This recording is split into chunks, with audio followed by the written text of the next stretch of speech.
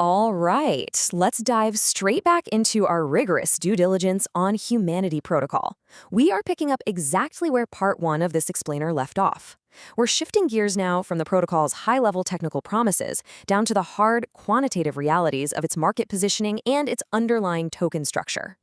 So here's our roadmap for today. We're going to methodically unpack 6 key areas. We'll start with the architecture, meaning the tokenomics, then a reality check on the current market overview, followed by the battlefield, looking at competitors. After that, we'll weigh the thesis, both the bullish drivers and the bearish risks, before finally arriving at our verdict. Section 1, the architecture, specifically the tokenomics. Okay, so Humanity Protocol utilizes a deliberately deflationary design. They have a hard-capped, fixed maximum supply of exactly 10 billion tokens. Now, in an era where we see so many protocols relying on these endless, hyperinflationary emissions just to keep users around, it's actually super refreshing to see that H tokens have zero minting mechanism. Inherent scarcity is literally baked right into the code. Now, how is that 10 billion sliced up? It's heavily weighted toward network health. You've got 24% allocated to the ecosystem fund to drive developer grants and 18% set aside for identity verification rewards. That's the incentive for people actually doing the palm scans. But, and this is a big but, there is a massive 19% carved out specifically for early contributors, with the foundation and various investor allocations making up the rest of the pie. So the absolute crucial takeaway here isn't just knowing who holds these tokens, it's knowing exactly when they are allowed to sell them. Because let's be real, a token's distribution on paper means absolutely nothing if you don't understand the vesting schedule. As of right now, leading into June 2026, only about 18% of the total supply is actually unlocked and floating out there in circulation. But you need to circle June 25, 2026 on your calendar in bright red ink. That date is a massive cliff event. In crypto, a cliff means a sudden scheduled release of locked tokens, and this one is specifically for those early contributors we just talked about. It is a date that every single prospective investor needs to be intimately aware of. And it doesn't stop there. Full vesting for all parties won't actually be complete until 2029. So what does that mean for us? It means the protocol has to somehow absorb a steady, relentless expansion of supply for years to come. Moving on to Section 2, the reality check, market overview. We have to talk about the elephant in the room. On June 8th and 9th of 2026, the token suffered an 86.39% single-day collapse. Look, this wasn't just your standard crypto dip or a weekend pullback. This was one of the most severe, sudden corrections for a top 200 asset in recent memory. And a drop of this sheer magnitude, it tells us something very specific and honestly quite concerning about the market structure. It reveals dangerously thin order books. Think about it. When an asset drops almost 87% in just 24 hours, it means large sellers are able to completely crater the price with relatively modest trading volume. Why? Because there simply aren't enough limit buyers stepping in to absorb that shock. The safety net just wasn't there. To really understand the damage, we need to look at the stark discrepancy between the protocol's peak and its present reality. Just days prior to that catastrophic crash, the token hit an all-time high of roughly 83 cents. Now, if you apply that price to all 10 billion tokens, the fully diluted valuation, that implies a staggering $8.36 billion network. Today, it's sitting at around 9.8 cents. That brings the actual circulating market capitalization all the way down to approximately $179 million.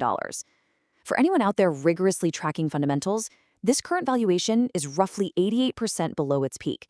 It's a complete paradigm shift, fundamentally resetting the baseline for any new capital thinking about entering the asset today. But wait, because here is where the data creates this fascinating, almost paradoxical tension. Just days before the plunge, on June 5th, a licensed institutional custodian named Hex Trust made a massive $42 million directional bet on the asset. This is huge. This wasn't some retail trader FOMOing in on a whim. This was a highly sophisticated, custodian-level institutional player quietly accumulating tens of millions of dollars in H tokens at prices significantly higher than where they trade right now. They were clearly looking past the short-term noise and anchoring their accumulation directly to the protocol's $1.1 billion private valuation that was established back in January. They saw value where others didn't. Let's move to Section 3, the battlefield, competitors. Obviously, Humanity Protocol is not operating in a vacuum. It is fighting a grueling battle in the proof-of-personhood space directly against a heavyweight WorldCoin. But there is a massive fundamental difference in how they are deploying their tech. Humanity Protocol's absolute core advantage is that it is entirely smartphone native. It uses simple palm scans processed right on your device using zero-knowledge proofs. That means your actual biometric data never leaves your phone in a readable, exploitable format. It is highly privacy-preserving and completely non-invasive. WorldCoin, on the other hand, relies on those shiny, physical orb hardware devices to scan your actual irises. And sure, WorldCoin currently has a massive lead when it comes to global brand recognition and deployment scale. But their hardware-heavy approach is incredibly expensive to scale up, and it's drawn severe regulatory pushback. I mean, they faced outright bans in parts of Europe and India. Humanity Protocol is making a very clear bet here. Software scales infinitely faster and with way less regulatory friction than physical hardware. Section 4. Let's weigh the thesis, starting with the bullish drivers. So why are people buying this? Well, the bullish thesis leans heavily on some incredibly elite institutional conviction. We're talking about heavy hitters like Pantera Capital and Jump Crypto, co-leading funding rounds at a $1.1 billion valuation. These are arguably some of the most selective, ruthless capital allocators in the entire space. But beyond just the big money backing, there is a powerful structural narrative at play here. Think about the AI era we are entering. It is fundamentally skyrocketing the demand for real human verification. If AI agents and deepfake bots are about to flood the internet, a decentralized, Sybil-resistant protocol, meaning a system that strictly prevents a Sybil bot from spinning up thousands of fake accounts, becomes absolute vital infrastructure. Add in the fact that they have a developer-friendly SDK allowing Web 2 platforms to just plug and play this identity layer, and combine that with the token trading at a massive discount right now, you've got a classic, textbook, deep value setup for long-term bulls. Section 5. We have to flip the coin and look at the thesis, bearish risks. Because rigorous due diligence means we have to confront the very real structural hazards suppressing the price right now. The protocol faces immense downward pressure. First, as we discussed, that 86% crash completely exposed their extreme illiquidity. The market is razor-thin and dangerously volatile. Second, despite all the regulatory headaches WorldCoin is facing, WorldCoin's scale advantage right now is decisive. They just have way more distribution. And furthermore, there's a real argument that Humanity Protocol is a bit too dangerously dependent on the broader AI token narrative. A huge chunk of its early 2026 rally was driven by AI hype rather than pure organic adoption metrics. If that AI narrative cools down even a little bit, Humanity's core valuation driver weakens significantly. But honestly, the single largest near-term threat, the one critical risk factor you literally cannot ignore, is the impending release of 1.9 billion tokens to early contributors on June 25, 2026. Let me put that into perspective. Right now, there are only about 1.825 billion tokens in circulation. The single cliff unlock event is going to effectively double the circulating float overnight, literally doubling the supply in a single day. That is a monumental, earth-shaking stress test on the order books, especially in a market that literally just demonstrated it has severe illiquidity issues. Who is going to buy all those tokens if the early guys decide to dump? Which brings us to Section 6, the verdict. Having analyzed the technical foundation, the broken market structure, and the competitive landscape, the core conflict for investors really boils down to one staggering reality. At current prices, this asset is trading at roughly a 91% discount compared to the $1.1 billion valuation that was set by elite private institutions just months ago in January. This extreme, wild deviation between what private institutional money thinks it's worth and what the public market is currently pricing it at forces a very, very difficult question for anyone looking to allocate capital here. Ultimately, here is our final takeaway. Humanity Protocol occupies a genuinely vital niche. Decentralized human identity verification is basically foundational infrastructure for the next decade of the internet.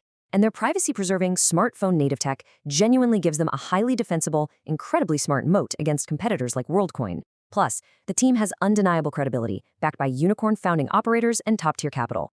However, and it's a huge however, the recent 86% collapse, combined with that imminent, massive token unlock we just talked about, represent acute, near-term risks that simply override the long-term thesis for most standard risk profiles.